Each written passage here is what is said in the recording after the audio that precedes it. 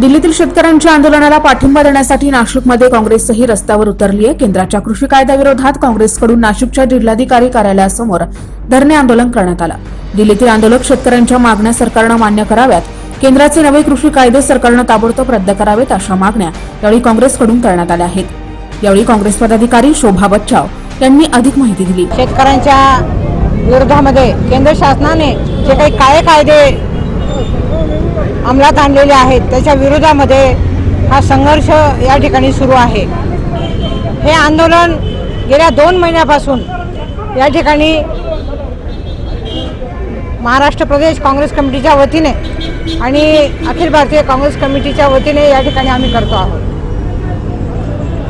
गेल्या 5-6 दिवसापासून केंद्रामध्ये पंजाब आणि हरियाणातील शेतकरी बांधव हे ज्या पद्धतीने लढा देत आहेत, ज्या पद्धतीने संघर्ष करत आहेत, निश्चितपणे केंद्र शासनाला त्यांनी या ठिकाणी वाकवण्याचा प्रयत्न केलेला आहे।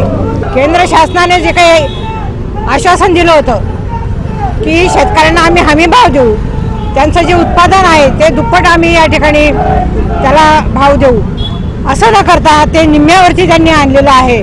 आणि त्याशिवाय काळे कायदे हे केंद्रामध्ये केलेले आहेत। त्यांनी अर्जंट या ठिकाणी अधिवेशन बोलवावं आणि हे जे कायदे केलेले आहेत शेतकऱ्यांच्या विरोधातील ते त्यांनी मागे घ्यावे। ते जोपर्यंत मागे घेत नाही तोपर्यंत आमचा हा संघर्ष चालू राहणार आहे। केंद्र सरकार विरोधात जोरदार घोषणाबाजी देखील यावेळी काँग्रेस कार्यकर्त्यांकडून करण्यात आली। त्यावेळी गटनेते शाहू खैरे, नगरसेविका वत्सलाताई खैरे, वसंत ठाकूर, सुरेश मारू, बबलू खैरे यांच्यासह काँग्रेस कार्यकर्ते, शेतकरी उपस्थित होते। यांचे न्यूजसाठी प्रतिनिधी रोहन दानी, नाशिक।